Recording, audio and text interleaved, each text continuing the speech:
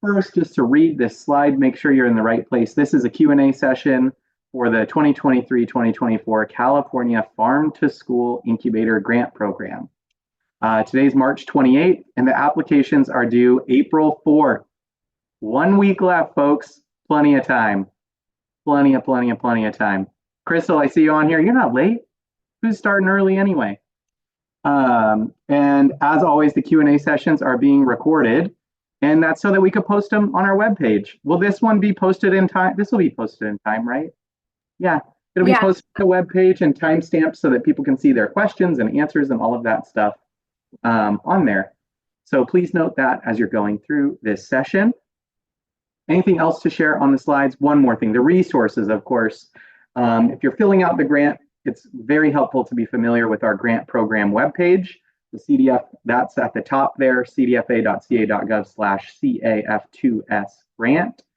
And that has the Q&A sessions. It has the RFA with all of the details. It has frequently asked questions. It has the links to the applications. So lots of great resources there. And then the grant info session recording, that's where we go in depth on the ins and outs of the grant program. So that is available on the webpage also. Okay, and then other updates to share is that we are going through the grant inbox as quickly as possible. We have drafted responses to so many great questions, and they're working their way out to folks. So if you're on here and you sent an email and you run out of time, or you get, it's dinner time, or you got to jump off, know that an email response is coming as quickly as we can turn it around. And then the other update is if you are a family childcare home and you have questions about eligibility, we found the best thing to do is to email us all the information about your family childcare home and how you want to participate, and then we will let you know how you will be eligible or not eligible. There are also FAQs about that on the grant program webpage. So you could check both places for information. Okay, and then last thing before we get started here is that how these Q&A sessions work is they can go long, but we want to do our best to keep it quick and answer everybody's questions. So what we do is at the bottom of the Zoom page thing, if you move your mouse, you'll see the reactions tab, and you can use the reactions button to raise a hand. We're just going to go through all the raised hands and answer the questions. After that, if you're somebody who does not want to raise your hand, if you feel more comfortable asking a question in the chat, you can just throw your question in the chat, and then we'll get to the chat at the end. It's hard to go back and forth between the Zoom hands and the chat, so we just do hands, then in the chat. Last thing, very last thing before we go to the hands is it can feel like this is an opportunity to get on the couch and talk through your project and well, what if I do it this way, then what? If I do it this way, then what? We don't really have time to spend 10 minutes with each person because this is a public call and there's so much interest. So if you can take your time and really get as direct as possible with your question, at the most maybe like 2 minutes to share what's going on and what your question is, that's better, and it's better for everyone here to be able to move through questions speedy. Okay, Amy, Rachel, thank you so much for coordinating this call. Is there anything I missed? We're good. Okay. Preamble, we're in. Okay, Gray, you got the first hand. All right, thank you so much, Nick. I just have two hopefully pretty straightforward questions. One of them is, can we include activities before November in the timeline? Just because a lot of the things we're doing now and are going to continue to do before the grant period and are very relevant to the activities during the project period. That's a great question. So first, we can only reimburse for things that happen once you have a signed agreement. So are you wondering if you could get reimbursed for those things, or if you just think it will help provide context for the work that will happen during the grant period? Exactly, the second thing you said. The second one. Okay, Amy, where do you feel like, well, first, Amy, can you introduce yourself? And thank you for being on here as our technical expert on the grant. Amy, where do you feel like that information would fit best in the application? Sure. Hi, Gray. Great question. So first, just to reiterate what Nick was saying, grant recipients cannot expend grant funds before the grant term start date or after the grant term end date. But if there's other context that can fit in somewhere in the grant application about your work in your project, you could try to find if there's a question in the application where it feels appropriate to share that. Yeah. So at the end, there's like anything else we should know. We kind of tried to open it up at the end. So that might be a spot where you could share that additional info. Okay, I sort of answers my question. The other one was, it seems like there's a lot of overlap potentially, or between goals 1 and 2. Essentially, the difference between the two seems like sales versus distribution. If there's a lot of activities that are the same for each goal, can we include essentially the same? Should we include the same activities under both goal 1 and goal 2, or is it Great question. to Can you read us the preferred not goals? to overlap? Can you read us the goals in the track? Track 2? Yes. Amy, do you Yeah. know? Oh, Amy can read them. Okay, and this is track 2, education, right?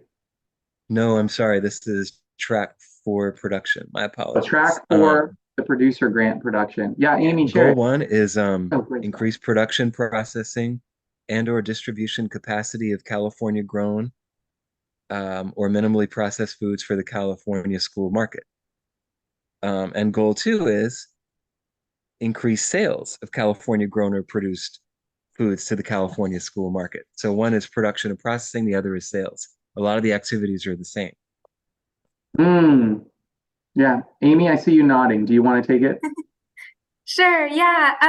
Yeah. Another awesome question. Thanks, Grace. So, basically, it's okay for your proposed activities in each goal of the work plan to overlap.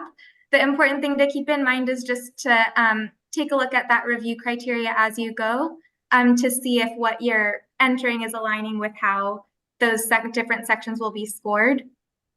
But it is okay if things overlap. So just kind of looking at the review criteria would be, I think, the keynote from us. Definitely. Okay. As long as the duplication's not a problem, I'll just go for the criteria and it'll Yeah. be that. Okay. Okay. Thank you guys. Thank you, Gray. Thank you. Okay, Veronica, I have you next, and then I have Karen after Veronica. Hi, good afternoon. Thank you very much for taking our questions. So I have 2 questions. The first related to the question. So I'm also applying for track 4 as a producer. And there is a question about climate smart practices and working with technical assistance providers. That would be the one that I would check off. As far as a letter, we don't have an intake letter, but we did receive an award to practice climate smart practices on the farm, and we have an email with that. And so I wanted to see if that was sufficient to cover that requirement of that letter. So that's my first of 2 questions. I see Amy nodding. She's pulling it up so she can read the question for other folks who might have a similar question.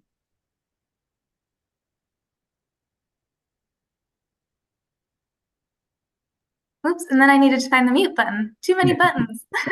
Hi, Veronica. Yeah, great question. So in track 4, let's see, this is number 38B. So yeah, if you select this one, is this one you're referencing? Yes. Mm-hmm. Yeah. So yeah, it says, please upload a signed letter, stamped letter, or your intake form from your CTA provider to demonstrate the relationship. So, and you're saying you have a signed email that demonstrates? Like, well, it's not signed. It's not like a wet signature, but it is like sort of letting us know, and it's with our resource conservation district. So they are working with us to implement that project. And so I didn't know if I needed to go all the way of getting that signed. Yeah, that would be great to know. Yeah, great question. So if it demonstrates this relationship and it clearly shows that it's from the TA provider, then that would be okay. Yeah. Okay, great. Yeah. Great. Thank you so much.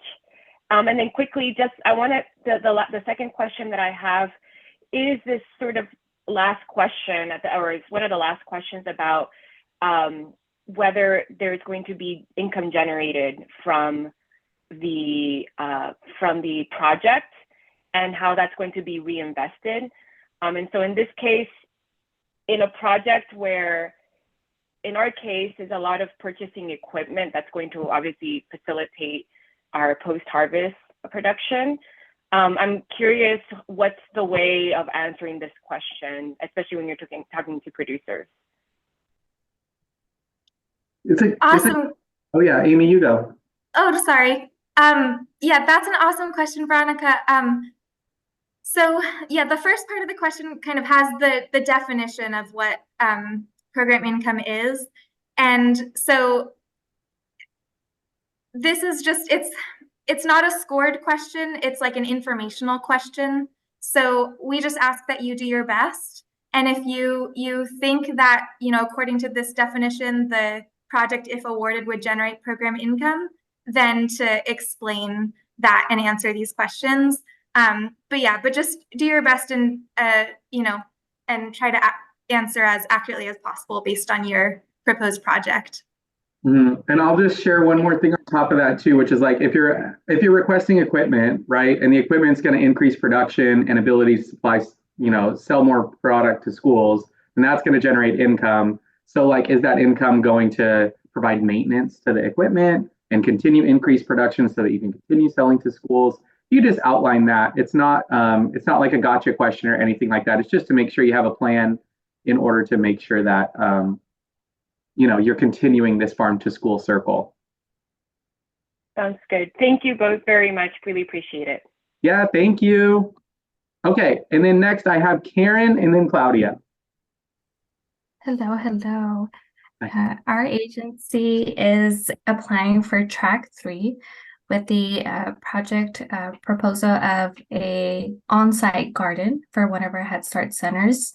And so with that, I'm not too sure exactly where to place like gardening supplies and tools, because I do see kitchen costs, but then I also see the hands-on, which would apply for the children, being in the garden. So I'm not too sure exactly where to place that. Yeah, Amy's going to pull it up specifically where you can place it. And in these budget categories, what we typically, like, she'll pull it up specifically, but what we typically say is you just do your best to place it in there. And if we have to move it later, we'll move it later. Oh, okay. So Amy's going to pull it up right here and show the different categories.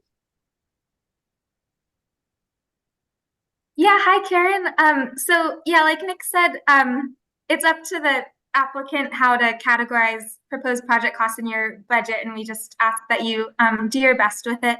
But as an example, like school garden supplies that are for the purpose of hands-on food education could go in this category here, number 32. Okay, sounds good. Okay, we'll do that. Thank you both.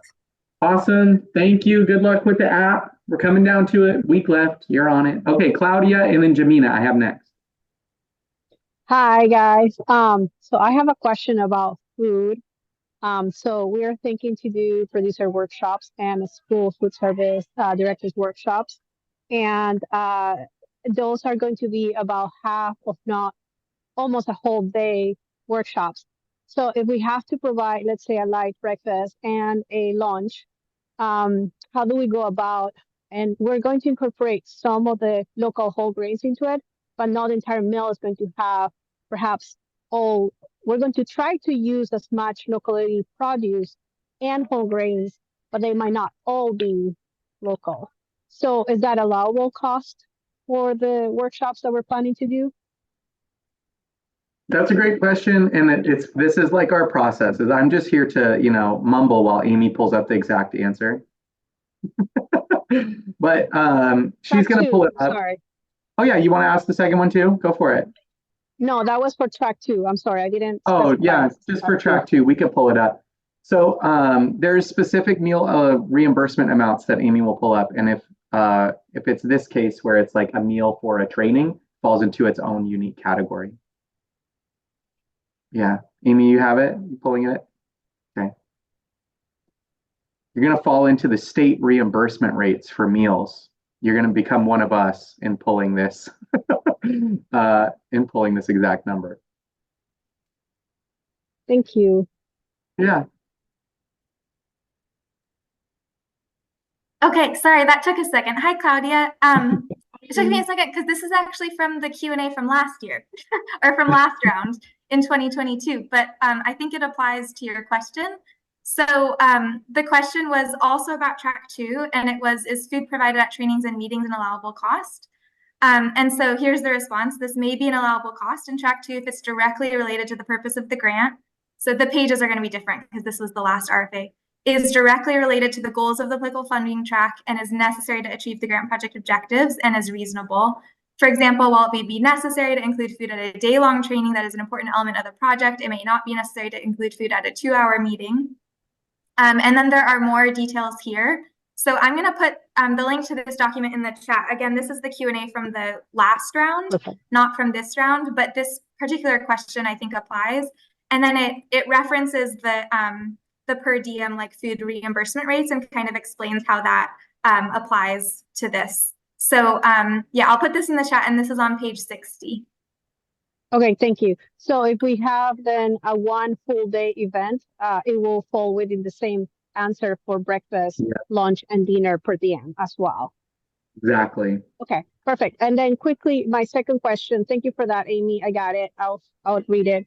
Second question quickly is goal 1 for track 2. I only have, I guess, what it shows goal 1, and then I have the elements.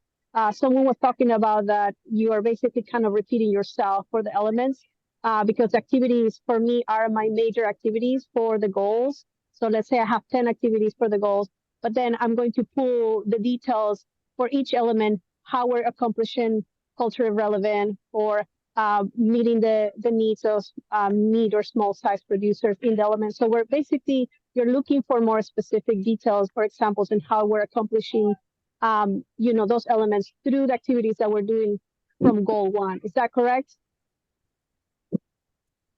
Mm-hmm. Yeah, Okay. awesome question. Yeah, however you'd like to like fill out the goals and elements is up to you. And yeah, like we said before, it's a really great question. I'm glad you all are bringing it up.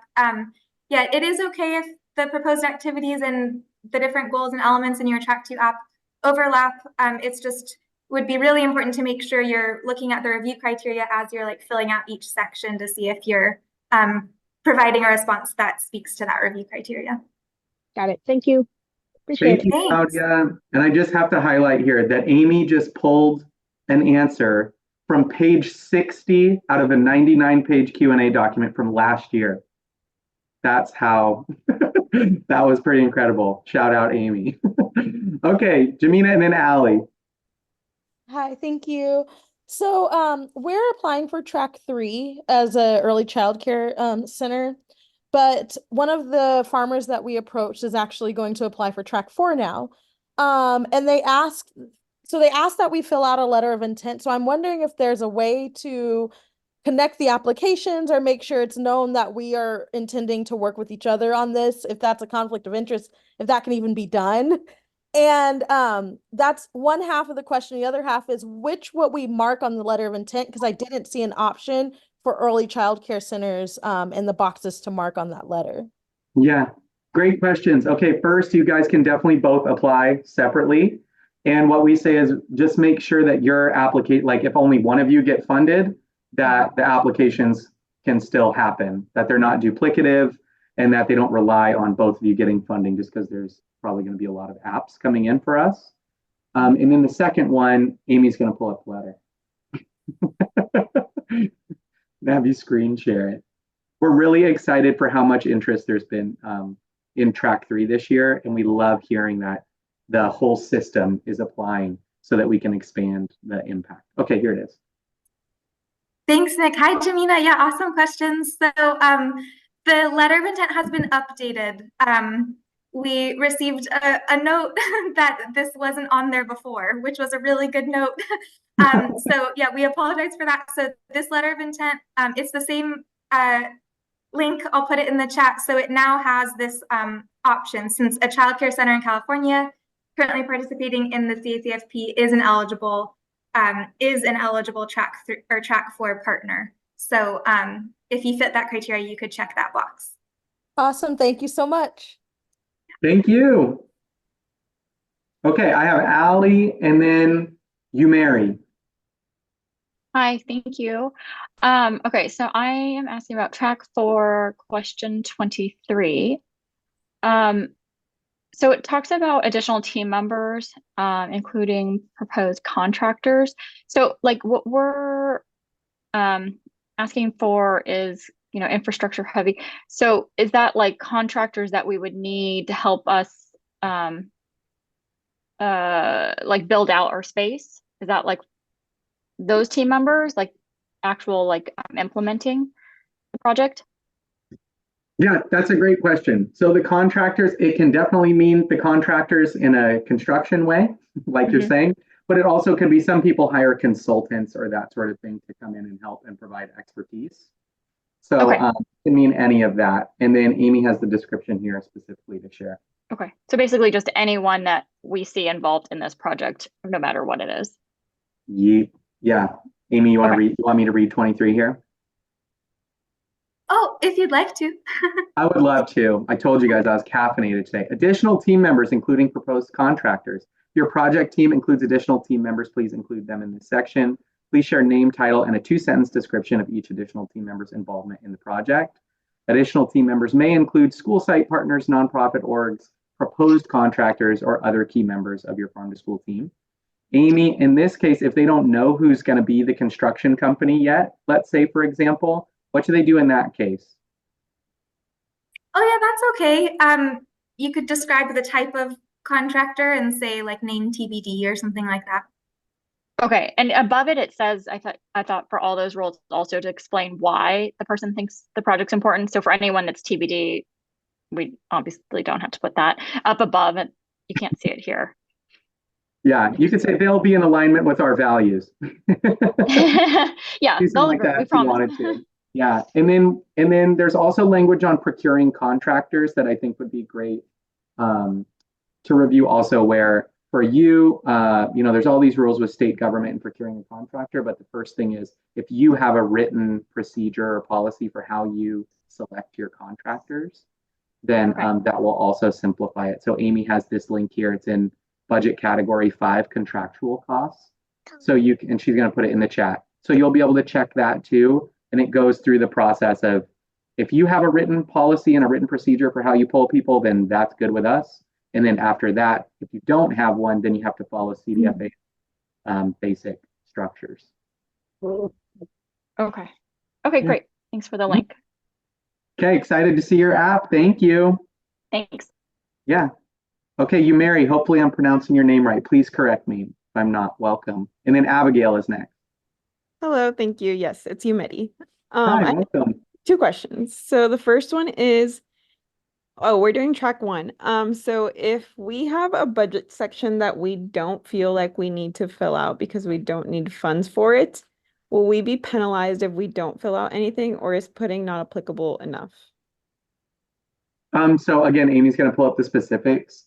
As long as you meet the program eligibility requirements, then it's going to be fine. And you can always explain why you're putting NA. Okay.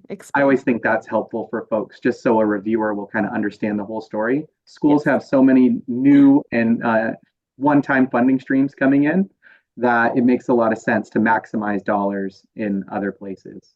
Okay, perfect. And then my second question is for the activities, is there a word count or limit when we're describing our activities, and how many activities can we have?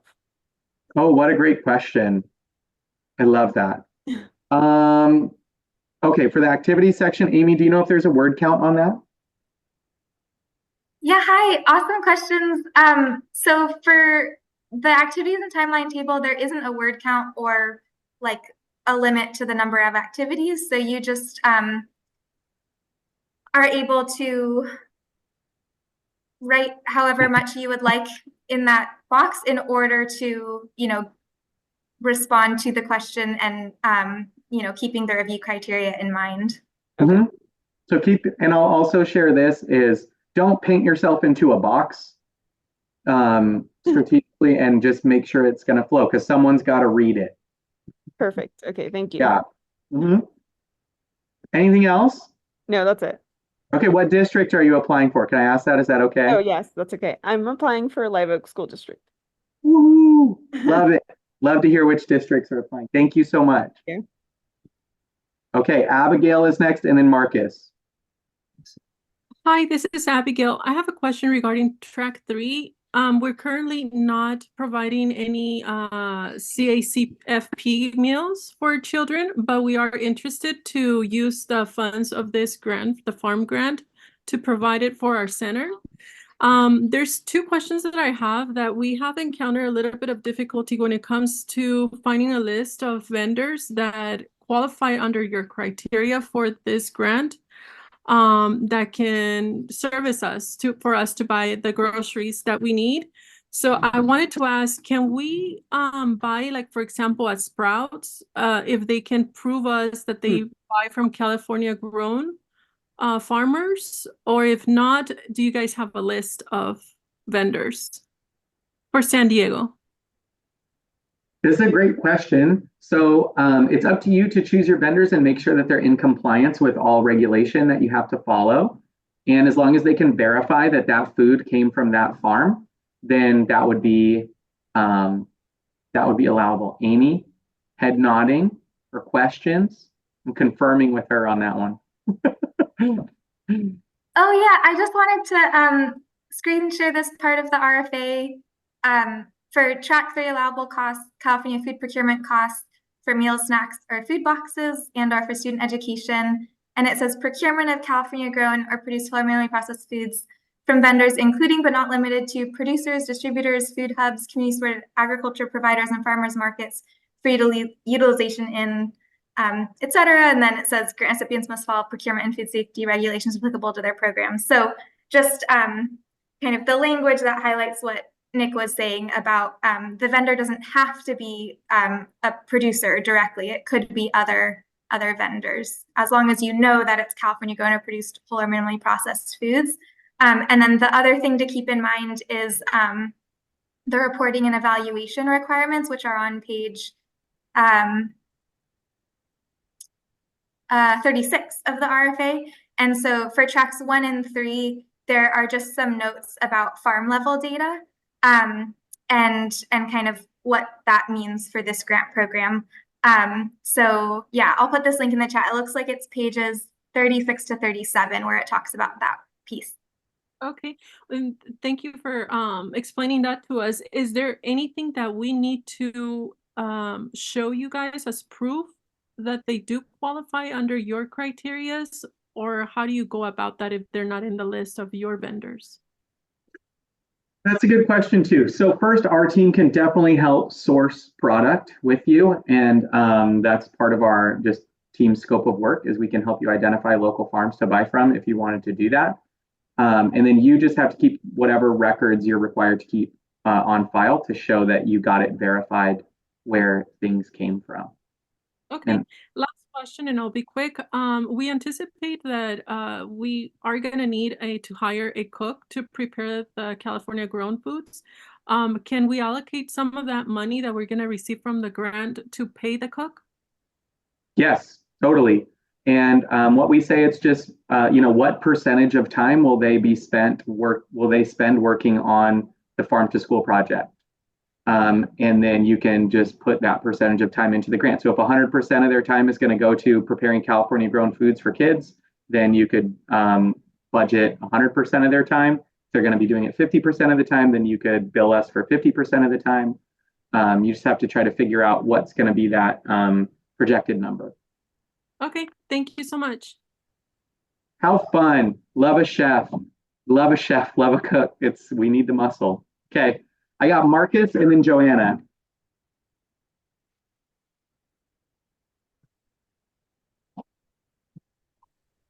Oh, there we go. Sorry about that. That's okay. Hi, Nick. Hats off to you and your team. Pretty amazing how on top of things you are. So I had a question. I sent it to the email that you requested us to send to. Rachel had answered back. I have a follow-up question to that to make sure I'm understanding everything. Mm-hmm. We have 2 farm locations, one in Morro Bay and one in Visalia. And they serve 2 different purposes, 2 different demographics of schools. Each have their own management. It's always been under one business entity. Recently, Megan's father passed away, and we're turning the Visalia location into a nonprofit organization. So there'll be essentially two different entities. Are we able to apply as two different entities under track 4 for both farms? It will depend. Well, first, sorry for your loss. And then second, it will depend on when that nonprofit organization is created. So basically it has to be true when you hit submit. So if it's all under one business ID for right now, when the application is due on April 4th, then you can submit one up. Okay. It has to be true when you hit submit. So if the nonprofit's incorporated in enough time, then you could do both. Okay. Mhm. Sounds good. Thank you for your time and your answer. Yeah, thank you. Okay, Joanna, our last hand already, and then I see 7 messages in the chat. We'll go through that next. Thank you, Grace. Okay, Joanna, you're up.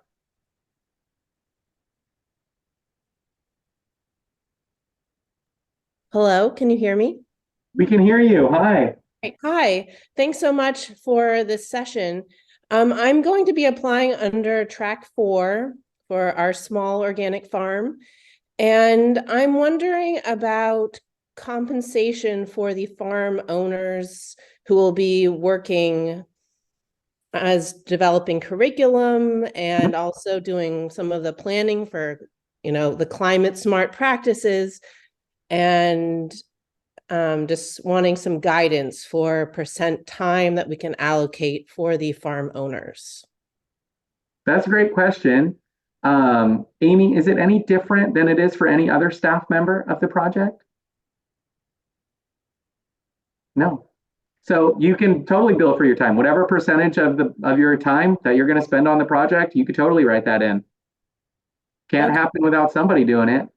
Yeah. So again, if it's going to be 10% of your time, I mean, how much does a farm business owner work? From eyes open to eyes closed. So you'll determine your percentage on that, and then you can put it. So here's the exact thing: is just staffing labor dedicated to farm to school activities.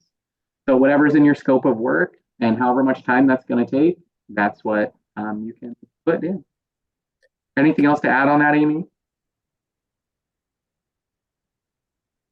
I can't see your face anymore if you're nodding. Okay, great. Thank you. Yeah, exciting. Excited to see your application for farms. We know it's always fingers crossed. It's hard to write grants. So we're really grateful for your time, and let us know if there's other stuff we can answer. Great, thanks. Yeah, we're excited, and we're a small group. There are 3 of us, and we'll be working collaboratively with the school district, and we're really excited about it. Yay, love it. Us too. Okay, thank you. Yep. All right, I got Grace and then Maya. Hi, thank you. We are a small nonprofit farm that collaborates a lot with our school district, and we are now donating all of the food that we produce alongside our students to our school district. And I just wanted to quadruple check that you need that letter of intent still if we're not selling anything to them. Yeah, Okay. good question. Amy, do you have an answer of that we can point to already? She's nodding. Oh, so An Amy nod goes a long way. That's probably all I need to know. It's just, getting it's on page 22 from 2 years ago. Yeah. Here it is, February 13th. Not too bad. Hey, Grace. Yeah, first, I just had 2 parts to the response. I think it's a really great question. First is, yes, a letter of intent is required in track 4. And then second, we received a question earlier about donations versus sales. And so the response was that, and this is on page 2 of this round's Q&A. I can put this link in the chat, but it says, per page 13 of the RFA track 4 will fund California food producers to increase production, processing, and or distribution capacity to sell California grown or produced whole or minimally processed foods to the California school food market. Increasing capacity to sell foods to partner schools is thus a required element of track 4.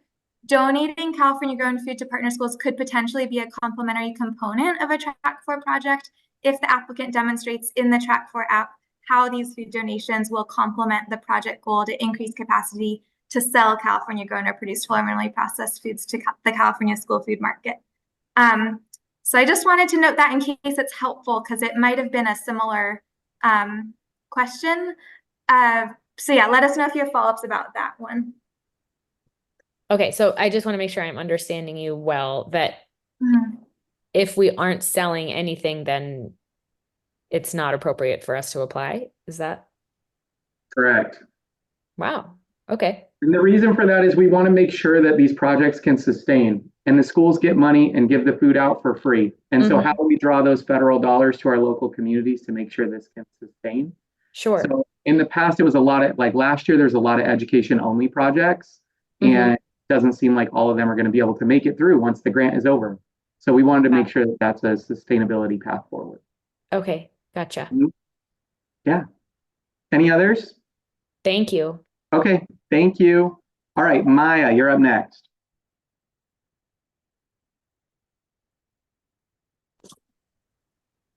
Hi, I had a few questions about the track 2 of the application. I was basically wondering if a technical assistance organization would be disqualified and or penalized if the proposed project addresses all 3 areas of increasing producer and school capacity as well as education, instead of just focusing on one area? That's a great question. So no, you still have to pick the one category that you think is the best fit and where the main why of the project lands. But in each category, there's a question that asks about how it connects to the other categories, basically. So there's a little bit of that like spider web out there so that you can explain, hey, we're going to be doing a school food transformation project. There is an education element. There is this other element, whatever it is that you do. So here's the long Q&A here. So on page 56, says it's clear that we need to select only one funding category to apply. However, during the webinar, I thought I heard that we can include activities from other funding categories in our app. Is there a threshold for what percentage of activities need to be in the primary funding category? So let me see where I should skip ahead. The Track 2 application also includes an opportunity for applicants to build connections with the other 2 project categories. In the technical assistance work plan section of the Track 2 application, the school food project category includes 3 optional project elements that relate to producers, climate smart ag, that sort of thing. And then the education project category includes 1 optional project element that relates to school food. And then the producer training project category includes 1 optional project element that relates to school food. So they're all kind of mixed together. Okay. Yeah, because the nonprofit that I'm a part of, we kind of saw that because we're from a pretty small/rural county, and we saw need from both the school end and producer end for support, and I just wanted to make sure that's okay. Yes, totally okay to have those connections. And of course, everything is connected, but it just allows these orgs that maybe have expertise in one thing to not require them to be experts in all things. So you still have that interconnectivity, that's totally okay. Okay, great. Yeah. And then I had 2 other questions, if that's okay. Yeah. So I was wondering, we're a fiscally sponsored nonprofit, so not a 501c3. Will the grant money, will we have to pay taxes on the grant money because of that? Or since we're fiscally sponsored, I was kind of just wondering about that aspect. That's a great question, and we can't give tax advice to anyone on here. So what we say is if you wanted to write in an accountant to help you navigate how to best organize the grant funds for your organization, that would be an allowable contractual cost to write into the grant. Somebody did ask in a Q&A, can we have help with tax preparation for a cost? And we had to say no, because we can't hire someone to like cover all your taxes. It just has to be the part that's related to the grant project. So that's an Okay. allowable part. It's just like accounting, something like that. Okay. Mhm. Perfect. And then also, I was wondering, if there's an estimated timeline for the dispersal or the disbursement of grant funds, once, the grant, once the, Once it starts. yeah. Yeah, so it's projected to start November 1st. And then, Amy, about how long do you think it takes for people to start invoicing after the project start? Couple months? Hi, Maya. Yeah, great question. It's up to the grant recipient. Invoicing can be monthly or quarterly for reimbursement. Okay. And then how Thank long you. does it take, Amy, for the money to get there? If they submit an invoice once it's approved? Let's see. So if awarded to grant recipients will incur grant-related costs and submit monthly or quarterly invoices to the CDFA to be reimbursed within 45 days after invoices are approved in most circumstances. There you go. Okay, thank you. Yeah, thank you. Okay. All right, y'all, we're moving to the chat now. We're moving to the chat. Thank you for sticking around. If you still have questions, we are going to go through that. I see the first question is at 6:05. 6:05. So if you want to follow along in the chat, you can. Be a little game for us. Crystal Goodman at 6:05 asked, she just found out about the grant. She's a small farm operating in San Diego County, and she's about to board a flight. So safe travels if you're watching the recording. Hope you made it there safe and good, or that there's Wi-Fi on the flight. Small farm in San Diego. I'm actually about to board a flight. 2 questions. Is there enough time to still apply for a Track 4 grant? Yes, I think so. But that's really up to you to decide. I think if you have all your ducks in a row, you could fill it out in a couple of long days dedicated to it. But you could definitely check that out. All the questions are posted online, so you could just go through every question and see what you have the answers to and go from there. And then given that our farm is small and just a couple of years old and we're just regular people, can we do this application ourselves, or do small farms usually use a grant writer? You could definitely, if you're comfortable writing, you could definitely fill it out and get it yourself. I think it's totally doable. We tried to ask really clear and direct questions. And then we have these live Q&As where we help people answer like, hey, I'm stuck on 36B. Can you help me answer this question? We have these calls to answer it, and April 4th, the due date, we have a call. So what we would recommend is if you think you can do it, this is me, the optimist, highly caffeinated, about to head into a long weekend. So I say go for it, but totally up to you. Okay, so that's question 1. Maya, we just answered your shout out. Thank you so much. And Maya, you're in Siskiyou County, so even far north we're covering here today. Okay, we're still going. Jacques had a question. It seems like the grant, this is 613. It seems like the grant wants production within the 2-year period. If you are planting perennials, they will take longer than the timeline of the grant. Does that mean we should prioritize quick annual production? Will I be penalized if some of my grant funding goes toward long-term projects that will go toward farm to school but are more focused on the future? This is a question we've gotten in the past about, we want to invest in something that's going to help us in the long term. Do the sales have to happen during the grant period? Because if I plant these trees, it's going to take 3 years for them to mature. And then in 3 years, I'm going to be making these sales. So Amy, do we have a published response that we could share to that one, or other guidance on it? It's allowable, correct? Yeah, it's such a good question, Jacques, and thanks for joining. I don't think we have a Q&A about this yet for this round. So I think if it's okay with you, we'll look into it and then get back to you as soon as we can over email and in the Q&A document, just to make sure we have a really accurate response for you. And then I would also recommend going into the under the application, like when you click on our webpage, when you click apply to the grant, it has all the questions and review criteria. I would just check out that review criteria, because that's really how we're going to dictate all the scoring.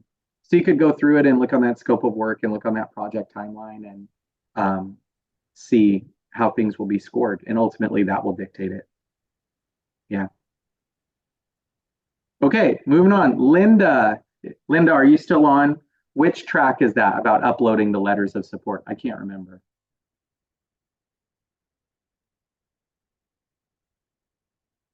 While she comes back, I'm going to go to the next one. Okay, Crystal, she had another question before her flight. I'm trying to determine if it's worth it. What are the chances of being awarded the grant? Do you have stats for how many producers applied last year? How many grants were awarded? For example, if 450 applied and only 20 were awarded grants, it's a different scenario than 100 applied and 80 were awarded grants. Well, every year has been different because we've had different amounts of money available. So the first year of the grant, we had $8.5 million and the success rate was higher. And it was during COVID, so it was harder for people to apply, so there were fewer apps. Last year, we had $25.5 million available, and the success rate was what it was. And this year, we have $52.8 million available. And so far, it seems like we could get up to 100. How many apps were there in track 4 lately? Like 120 people had started apps, but we don't know how many are going to submit. So all we have to really answer on that is on the web page under FAQs, we have a response about how much money we predict will go to each track based on how many people apply. Do you remember where that is, Amy, to pull up in screen share? It has each track about how much we expect to share. In track 1, it's about 30 million. I know that one. I remember that. We're required to do that by the legislature. And then the other one she's going to pull up right now so I don't have to try to quote it. There you go. So how many funds does CDFA expect to award in each funding track? 52.8 total. Based on 2022 round, we expect to award approximately 30 million to track 1, 4 million to track 2, 3.8 million to track 3, and 15 million to track 4. So the maximum award in track 4 is 350K, right? So divide that, what's 15 million divided by 350K? That's how many awards that we will give out. So really excited for that, but we really don't know until April 5th, once we see all the apps submitted. Okay, and then a bunch of questions here for track 3 from Abigail. Abigail, did we answer these live? I think we did. Yeah, you guys did. There was one question I didn't ask because I was trying to pick the most important one. Okay, it's number 3, right? It's on track 3. Question number 4, I didn't, no, question number... 3 and 5 about outsourcing and about inspection. Yes. I'm happy to answer those. So at 6:17, Abigail sent in a bunch of questions. We did some live, but the extra ones here are number 3, would we have a food inspector assigned to our center that would come and check our site? If so, how often would they visit, or are we just submitting receipts for reimbursement? So there will be a regional CDFA regional staff that will definitely want to come meet with you and help you and support you with your project. It's possible that there's an audit if things are going on and we feel like we need to check on all the details of your project. So we request that you keep all your records on file related to the grant project. But it's mostly in a support role when we show up. So would it be like an inspector? I wouldn't really call it an inspector. It'd be more like a coach or a regional staff there to see how things are going and how they can help. And the regularity of that, they will determine once they see your scope of work and all of that sort of thing. And then you do submit receipts for reimbursement, and those are, of course, looked over and reviewed by our team before approving and submitting. And then question 5 was, is it possible to have an outsourced kitchen to prepare the food? If we are able to use an outsourced kitchen, are we able to renovate the kitchen appliances to have a safer preparation for California grown food? So on that one, it's definitely possible if it's part of your grant and you want to do that and you write it in. It's just you can bill whatever percentage of your, like however much that outsourced kitchen is doing for your project. If 50% of the time that outsourced kitchen is working on the project, then you can bill 50% of that to the grant. So you just have to directly tie those expenses to the grant. Okay, thank you. And for the question of the coach that will come and visit our site, would he or she set up an appointment, or Yeah. you know? Yeah, they would coordinate all that with you. Okay. Yeah, and then in the RFA, there's a reporting section that outlines what other stuff. So most of your reporting is virtual, and then there's normally a check-in with the regional staff to see if you need any help or anything like that. Before I let you go, Nick, the last question I had regarding one of the questions I asked in the beginning, where I asked as far as finding a vendor to buy the groceries from, did they have to write a letter of intent so I can submit it to you guys, or I just fill out like a form where that store checks all the boxes? That's a great question. They wouldn't have to submit a letter of support for you or a letter of intent for you. You just have to keep it on file. Okay. Okay, thank you. Yeah, thank you. Amy, anything else to add on those ones? No. Okay, yay. All right. Nick, Linda added to the chat some more information for her question about where do you upload the letter. Oh, yeah. She clarified that it's for track 4 and said, I've not technically received technical assistance from the RCD. However, I've been working with them a while, and the representative wrote a letter to that effect. They'll start reviewing the application April 1 and will not have a definitive answer. How should I deal with this, and where would I upload the letter? That's a great question. So once you have any sort of, you just need evidence that they have worked with you and that you are doing the thing. So it doesn't have to be, you know, something crazy, something special. It's just like, yes, we can verify that we are working with you on this. And then Amy, are you able to specifically show where the letter would be uploaded or which question? We can't open Amplifund because we all have admin accounts. But in the question and answer review criteria here. So it's 38B, verification, producer applicants. And then in that response, it just asks to upload a letter right there in Amplifund. Yeah, so you would just upload it right there in 38B.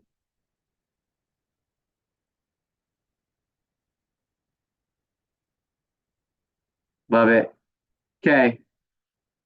Let me go back here. All right, we're at 619. Allie had a question. Track 4, number 1, applicant first and last name. Do I list my organization's name or my name? Amy, it's so funny. This is actually a very common question. She's pulling it up. We got to cite the material, folks.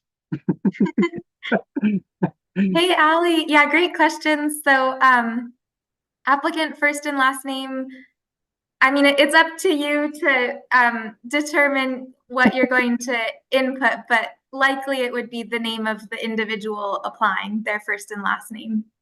Right, because then we have legal business name after. So we just want to know who's writing the thing here. Yeah. Okay, then moving on to 620, Sincere Cooks. Hello, I have one question. I'm the owner of 2 daycares. Am I able to apply independently with Track 3, or should I partner or continue working with a nonprofit fiscal partner?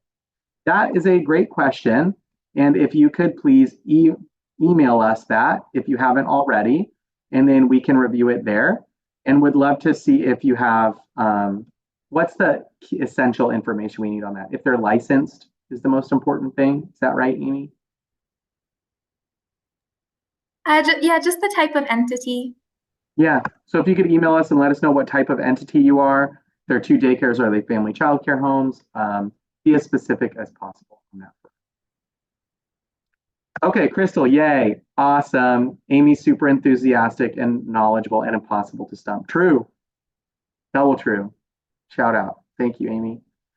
Okay, hi, Peter, welcome. Thank you for joining here and with a question from Track 4. You're a farming and wholesale organization. We grow citrus and miscellaneous items. We also deliver produce to schools in the surrounding area. We're just interested in upgrading some of our delivery trucks for efficiency and improving the cold chain of our items, upgrade a reefer unit in an Isuzu delivery truck. An Isuzu delivery truck, I love it. Install a reefer unit in a Sprinter van, increase cold storage capacity by installing new refrigeration equipment, in the process of getting organic certification of one of our cold storage rooms. And they're working with Jane. Yay! Jane and the team are in a separate chat, and they're very excited whenever they see someone from their region. So thank you for sharing that. Those would all be allowable costs. And the most important thing to do is to think about what percentage of their time goes to the farm to school project. And then that will dictate how much you can bill to the farm to school grant. But all of those would be allowable.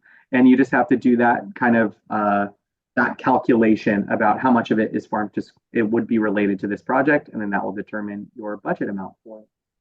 And then you'll just need a letter of intent from one of those schools that you sell to that says, yep, we buy from them and we want to keep doing it. And that letter of intent's on our webpage for them to fill out. And then Peter, I saw you came off mute. You have another question or follow-up? Yes. So this is obviously something new to us as far as applying for these grants. As far as trying to get reimbursement for obviously the staffing needed to work with this kind of program, how does one do that? So it's set up as a reimbursement grant. So if you're selected for a grant and you get one, and then you can apply, let's say you get your grant, you start the project, you can either invoice CDFA monthly or quarterly.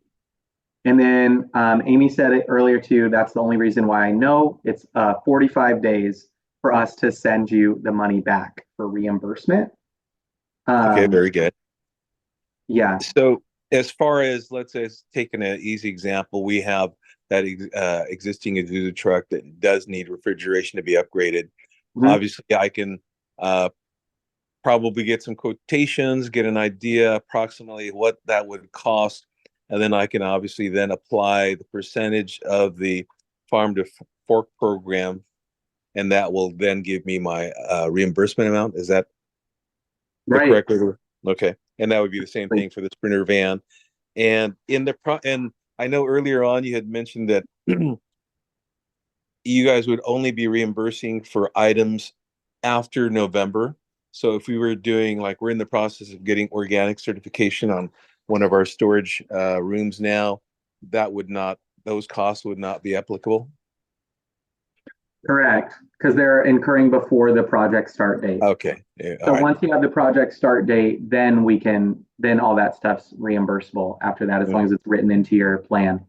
Okay. Would the then can we then maybe do and actually allocate some of the there's some annual fees for the organic certification. Is that something that's allowable? That's a good question. I'm not sure about that one specifically. It's funny, I see Amy's face light up, and it's when she's clicking to a new window. Gotcha. Okay. She's like, oh, I know. Oh, yeah. It's like a real light bulb going off live. So we'll pull it here. Oh, yeah, here you go. Farm to school certification, licensure, insurance, and or food safety planning costs. Costs related to pursuing and attaining certification, licensure, or insurance that the producer needs to sell whole or minimally processed food to schools. There's no cap on those expenses. So additional examples: food safety certifications or licensing fees, trainings related to pursuing food safety certification, and organic certification fees, liability insurance policy fees. So all that's good to go. Oh, great. Okay.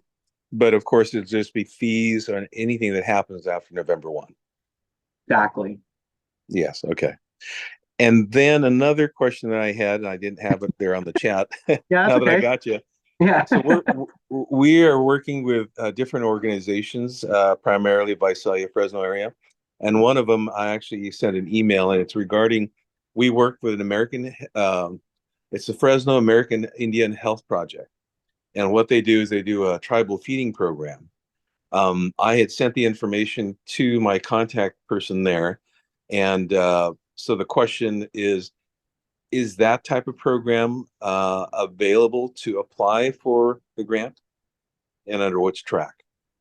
That's a great question. And Amy, what do you think of this? Just having them email us with their interest, because so many of these tribal programs operate in their own universe. Like, it's a different program with the USDA. Amy, do you feel like that's the right chain here?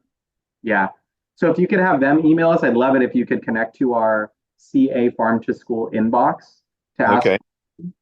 If they're interested in applying, it's definitely worth it for them to send a quick note and work through it. Okay.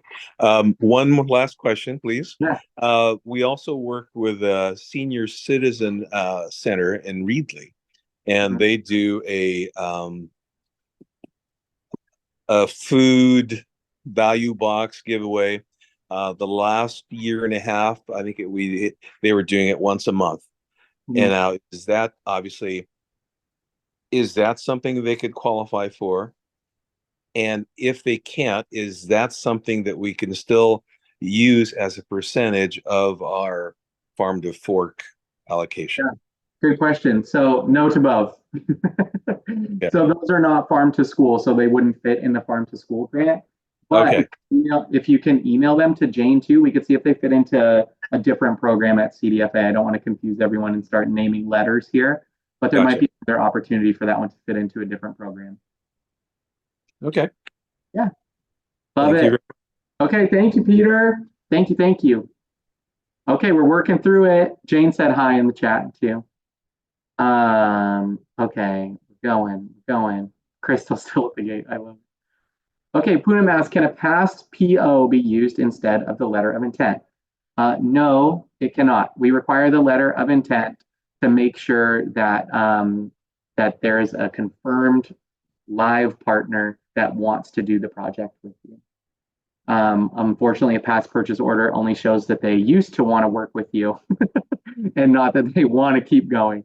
And we want to make sure that schools aren't blindsided by a partnership grant. Okay, and then that was Linda's question, which we answered. Okay, and then here's Maya. Hi, Maya. Okay, 653. A producer that my nonprofit is supporting was wondering what category would something like a fridge fall under. It's less than 5,000, and would the electrical lines that are brought to a wash ABS pack house be considered infrastructure or added into the cost of the appliance that it would power? Also, is it okay if we are providing technical assistance to a school district that's not applying for one? Okay, the second question is a lot easier. Is it okay if you're providing TA to a school that's not applying on their own? Yeah, definitely. And that's one of the reasons why that track exists, is because not all schools have the time to apply. So if they can get help from a partner that they trust and know, then that's a great thing. And then specifically for this infrastructure cost and what budget categories do they go into, it's really up to you to determine what budget category you think is the best fit. So if you think it's a supply, or you think it's equipment, or you think it's infrastructure, you can determine what you think is best. For the electrical lines, that's a unique situation, and I have to bring in Amy, our technical expert. And also, Amy, can you tell us, how would you wire it? What do you think is the amp voltage, etc.? Well, you stumped me. Yeah. Yeah, awesome questions, Maya. So yeah, I think I would just reiterate what Nick said. As you're working on the application, if you're unsure if a proposed cost fits into supplies, equipment, or infrastructure, we just ask that you propose it where you think it fits best. And yeah, I think that, for all of these costs, I think just propose them where you think they fit best in the proposed project budget. And just, there are questions about like itemization and description where it asks you to describe what the proposed costs are. So, as long as it's clear what the proposed costs are, it's okay if if the project is awarded, then they need to be moved to a different category in the grant agreement. Yeah. Anything else on that, Maya? We see you're still here. We can see you. We can't see you. Your camera's off.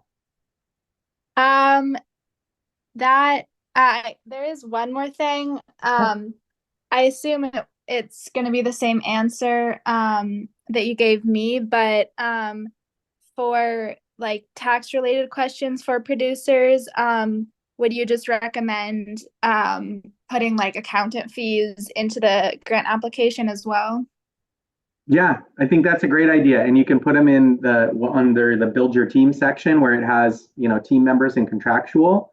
You can put that in there and you can put accountant TBD as we described earlier, and then describe what those roles would be. You just have to really specifically tie it to the grant project. And then later in the budget section under contractual, you would just have to put a figure in there for how much that would, how much of the budget you would invest in that. Okay, thank you.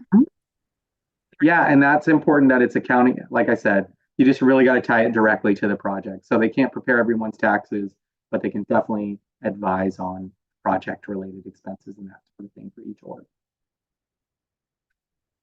Okay, and then Grace, absolutely no need to apologize for talking it through more. That's why we have the Q&A. That's why we're here. And I'm going to read it so people know, because I think it's important to see the community buy-in and the evolution of your project, because other people might be in the same boat. So, everybody's still learning. So we're a small learning farm that just became a nonprofit a year ago and began offering all our school day programming, including field trips and produce, for free to our local school district after 10 years of a for-profit model, selling to the district and collaborating on field trips. If we started charging our school district a small amount for the produce we've been donating, would that help us be eligible for this grant? Or would we be less likely to receive funds because of the concern that our organization might not be financially stable in the long term? I understand and support wholeheartedly the goal of increasing resources for commercial farmers to sell their produce to the California school food market. We wouldn't want to draw away funds from that goal, but I'm also very certain that our nonprofit will survive given the support we've garnered over the 10 years. So it's really just an eligibility determination. And in order to be eligible, you have to have a sales component. So if there's a sales component and the school signs the letter of intent to buy from you, then it's up to you two to work together on what that price point is and follow the procurement guidelines. So as long as there's that, it would be eligible. Okay. Mhm. I just want to make sure I'm not wasting all your time reading through an No, application that doesn't not at feel all. relevant. Okay. We want to make sure we're not wasting all your time. So yeah, as long as there's that procurement element, then it would be allowable. Okay. Mhm. Thank And you. eligible. Yeah, of course. Okay, and then Maya had one more question. We're doing good that it's only 7:12 and there's only one more question in the chat. Is that I was also wondering if you know when the recording for this Q&A session will be available to watch back. Rachel is still here, I think. Rachel, how long does it take for them to upload? My goal is tomorrow, but we have Monday off, so the latest Tuesday, but the goal is tomorrow late afternoon. Yep, that'd be awesome. Thank you, Rachel. A good Friday prayer for all of us. Okay, any other questions for us while we're here together? Okay, there's 26 people on here. I hope we see 26 applications from all of you. Earlier, I think there was like 37. I hope we see all 37. Peter, I hope that Tribal Org reaches out to us and we get a bonus app out of this. And so many partners. And for us, this is $52.8 million. Our biggest thing is, how do we not mess this up? How do we get the dollars to people who care and are passionate and can make this impact last? And we're just happy to answer all of your questions and hope we can continue partnering together on these projects. Any other questions? We're here. Okay, we're doing it. We're calling it. All right, so our next Q&A session is April 4th, the date that the application is due. This is called the Panic Q&A. We did it early, and I think it's at 11 a.m. or something like that, so that we can stay on as long as people need. I'm definitely someone who would go in and just go, I just hit submit, right? I hit submit and it goes in. Can I change it after? So whatever it is, you can email us. And Amy, what's the cutoff date for emails where we can guarantee a response? Today. Today. So if you have we'll do our best. Yeah, if you have questions, we can guarantee a response. You send them to us today. But as you go through the app, the more specific your question is, the easier it is for us to answer. So if you're like, hey, 36B, do I put this or this? That's going to be always easier to answer than, I kind of want to do this, but I might want to do that. Those take longer. So we'll do our best to respond to all of them, and just grateful for all of your time. And like I said, hope we can see and we'll take pleasure in reading all of these apps as they come in. Okay. Thanks, y'all. Thank you, Amy. Thank you, Rachel. Thank you, Pamela and Jane and Jen, and Jackie is on the call, and all the CDFA folks here too. I just Yes. what I just thought of one question. Yeah. Do it. Okay. Do it. So in the in my nonprofit's application, we're basically, is it okay to give mini grants to a school to just one school in a school district? Yeah. Or like, is it preferable to have buy-in from all schools in the school district, I guess? First, mini grants are totally available and allowable. So yeah, you could do a mini grant. And I think we have a specific Q&A question about mini grants that we can pull up and send the specific response on how to build that into your project. And then whatever you think is best for your project is what you should apply for. And always double checking that and cross checking that with the review criteria. Look at us, we got an extra bonus question. So I would just use the review criteria and what you think is best, and find the Venn diagram on that. And then here's the specific language for there's no cap on other costs, including mini grants. So just note that a mini grant may fit under contractual costs depending on your procedures. Grant recipients distributing funds via mini grants must ensure that mini grant recipients follow all allowable and unallowable cost parameters of this grant program, as well as financial reporting requirements, such as documenting how they used the funds. So this is in our RFA, which is on the grant webpage. It's on page 27. And if you go into the RFA and Control F mini grants, it will come up as 2 words. And then Amy also just put the link in the chat. Okay, thank you. Yeah. And does I guess, is it okay if the print, like if and it shouldn't be an issue if only one school in the school district would be given a mini grant? Up to you.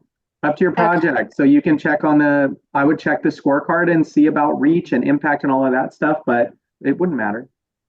You could do it. Okay. Your project. Yeah. Okay. Yeah. Because there's only one specific has mainly shown an interest versus the other schools in the district. Yeah, that would be fine. And then if you apply and you only have one in the scope of work, and then once you do it, all of them want money and you wanted to adjust your budget, you could do that too. Okay, thank you. Okay, two bonus questions. Look at us. We got the diehards on here. Okay, Abigail, and then Joyce. On the application, and Linda's back. 27, I'm not seeing goal 3. I only see goal 1, goal 2, and goal 4.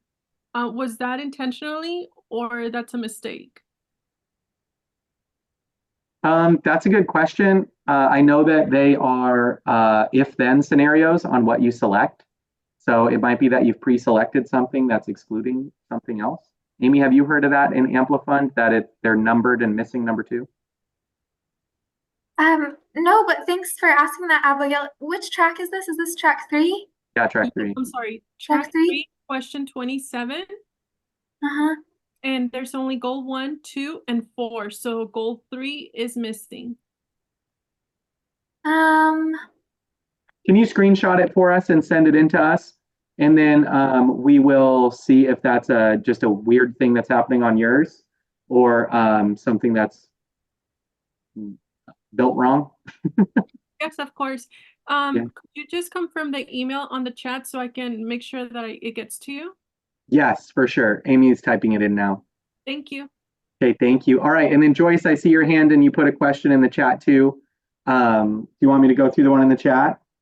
Either one, I can say it too for oh yeah, I'll read it. Okay, 47 for track 3. Are we required to have program income, or can you state no? You could put no. Okay, I just wanted to make sure it's okay to do that. Yeah, for sure. It's more just flagging it for people that if they are going to have income, they got to know about it beforehand. Okay, thank you. Thank you. Okay, Linda. Hi, sorry, I didn't see the unmute, how to unmute. Oh, you're good. You're good. I just wasn't sure if I was clear on my question. I have not yet received technical assistance officially because it won't be approved until April. They won't start reviewing them until April 1st, and I don't think they will have an answer in time. So then you couldn't select a verification one. Are there other options there, Amy? I know there's one where you just describe what you're doing. I just saw yes or no. What program is it, Linda, that you applied with for RCDs? It's it's just technical assistance planning. Oh, cool. Yeah. Okay, so verification, you can just try to click any of these in 38B. So are you currently registered organic or transitioning to organic? Those are different options. Have you participated in a healthy soils program or any of these other CDFA programs? As NRCS stewardship program or any of the NRCS initiatives? And then within the last 12 months, have you received TA? That's the one we're looking at now. So Amy, is there other ones in addition to that? Thanks, Nick. Hi, Linda. Yeah, thanks for clarifying the question. So, yeah, these would be the different options in 38B for producers. And then Nick was also saying that there's an opportunity to describe. So you may have seen that already, but 38A is the description section. So that's where it's a different opportunity for 5 points. And it has this prompt about describing if over the past 12 months you've utilized any of these practices or systems. So 38A is worth up to 5 points, and then 38B is worth up to a different 5 points. So it's two different options to receive some points for the climate smart ag section. And then there's also a third question that's worth up to 5 points about looking forward climate smart ag. And if you respond yes, then like sharing a work plan in 39B for that. So those are three different options in terms of the climate smart ag section for receiving up to 5 points each.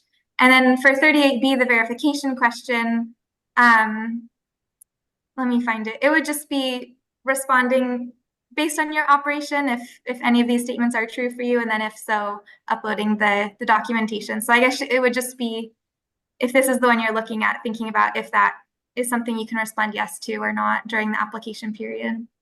Yes, that's the one. I have a letter, but I don't think it would let me upload it if I answer no, and I technically not yes. Correct. So, I mean, it's only 5 points. That's what I'll say, Linda. Don't let it stop you. People who are missing 5 points get awarded the grant still too. It's a competitive grant, but like if it's just 5 points, it shouldn't make or break you. I thought maybe I could upload it with the photos I saw. Oh, interesting. I mean, if you select no, then there's nothing to upload. So if you felt like, you know what, this is true enough that I can say yes to this, then you can. But then it will ask you to upload if you click yes.